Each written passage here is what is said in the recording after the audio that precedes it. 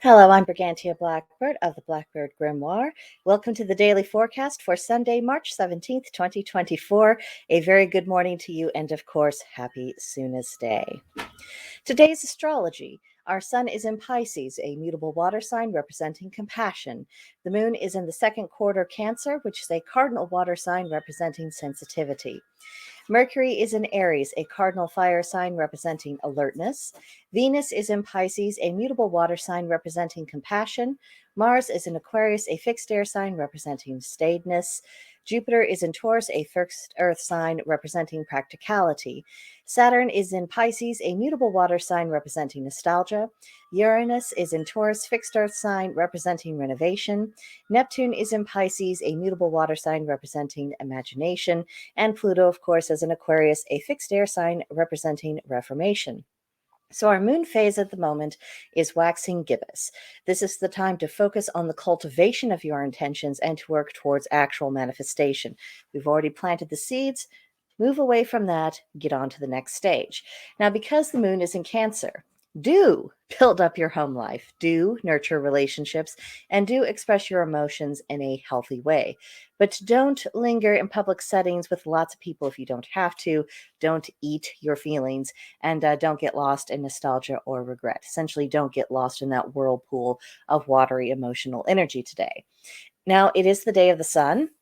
And on the day of the sun, we are reminded of the life-generating properties of light and warmth, particularly at this time of year. And when the sun is in Pisces, we may seek to just live in this waking dream and romanticize our lives. But rather than this being a distraction, it can actually be quite life-renewing to our souls and a reminder that beauty is always real, it is always present, it still matters, regardless of anything else that might be happening in our lives or through the world. Today's tarot card is, I'm afraid, not quite so encouraging. It is the Ten of Swords, and I realize no one exactly looks forward to seeing that pop up in a reading, let alone representing some energy floating around for the day. Now, the 10 in this deck represents excess. Whatever the energy is, it is just too much of it. As I think the illustration on the card pretty well expresses. Now, the Suit of Swords, of course, is the air element, projective energy, and the intellect. And the keywords for this particular card, which will come as no surprise to anyone, is martyrdom, extreme duress, victim mentality. You know, look at all those swords in the back of that poor person. Not a happy state of affairs, to say the least. And a lot of this, I keep going back to the key word about the victim mentality. You know, are we perhaps perpetuating our own suffering? Is this martyrdom we're experiencing? Is it perhaps self-inflicted? Is it not actually coming from persecution from any outside source? Is this just us tearing ourselves down? And the reason why I want to emphasize this is because there is almost a kind of gluttony for this who has suffered the most, the longest, and to the greatest degree kind of competition out there. Just, I see this over and over again, quite a bit on social media. You know, everyone, you know, they have suffered in a way that no one else has suffered before. It's all quite tiresome. But it's as though people are collecting points by their pain. And so in order to maintain essentially their social standing, they, you know, they cling to it, perhaps subconsciously, perhaps deliberately. It doesn't really matter. What matters is that they think their standing is dependent upon their victimhood, and so they cannot give it up willingly, because that means you have lost your status. You are not someone who is worthy of consideration at that point. They have to would then, you know, if they were following their own supposed ethics, they would then have to put all the attention that it outpoured on them onto someone else. This is not a healthy way to be. It's not, certainly not a healthy way to think about. We should never try to prolong illness or mental and emotional distress, or just, being in a bad situation, whatever that is. If it is essentially not life affirming, not life sustaining, that's something we need to find a way to exit from, not something we should continue to perpetuate. So as I look at the Ten of Swords, I would just ask people to keep that in mind. Are you doing anything that is perpetuating your own suffering? And then today is probably a good day to make a few changes. So today's Celtic Triad reads, 3 things which the early rise will gain: health, wealth, and happiness. We have a similar expression, early to bed, early to rise makes a man healthy, wealthy, and wise. So it is kind of this evolutionary thought that is probably rooted in this very triad. So healthy, if we are getting up in a timely fashion that is making room in our schedules to attend to our physical and our mental needs, that is automatically going to be improving our health.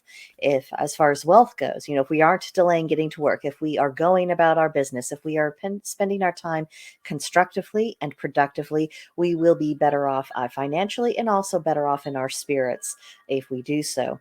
And as far as happiness goes, again, it goes up to, if we are getting up, if we are engaging with the world, if we're doing the things we ought to be doing, that means we are also having time to appreciate the beauty of the day, our blessings, any good fortune that comes our way. We're not as harried and hassled. And there is a certain drama queen aspect to people who get up very late and then they have to dash here and rush there. There's never enough time for anything.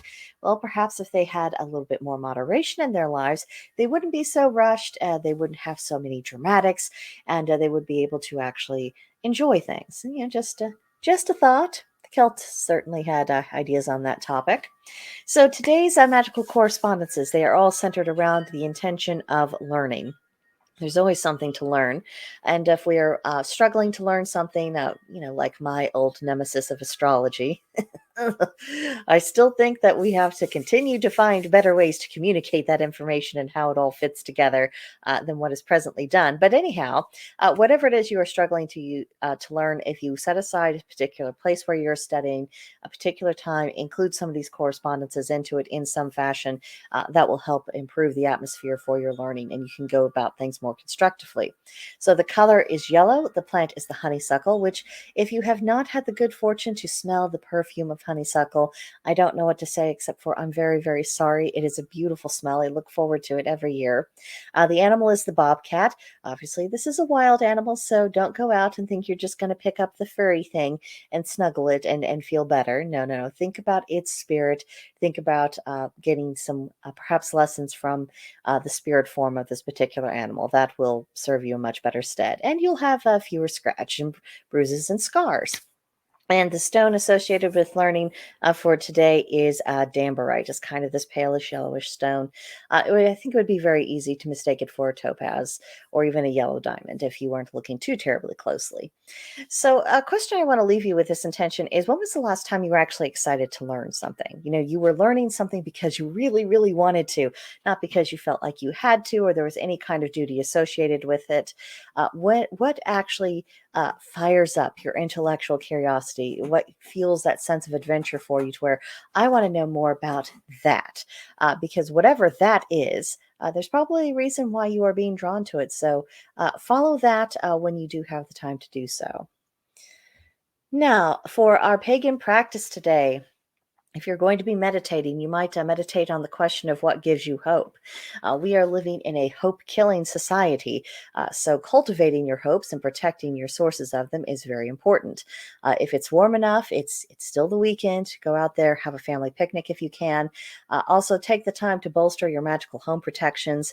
On Sundays, there's a very authoritative energy that can go along with the general vibes of the day. So it is a good moment to actually improve your magical protections. If you have time for a ritual, you might try drawing down the sun. And of course, you can always carry carnelian in your pocket. Lastly, today I leave you with this. I can't tell if the sun is rising in this picture or going down, but it has given everything a really beautiful, magical glow. So enjoy. And the journal prompt I want to leave you with today is: springtime is associated with the dawn, and soon the official beginning will be upon us. Is there anything else that going on in your life that is about to have it's dawn. Just journal about that a little bit, reflect a little bit, and that is what I have for you today.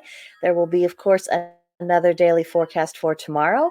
Until then, leave your thoughts for me in the comment section or send me an email at brigantiablackbird@protonmail.com, and I'd be happy to talk with you there. But that'll do it for now, and I'll see you guys next time. Bye.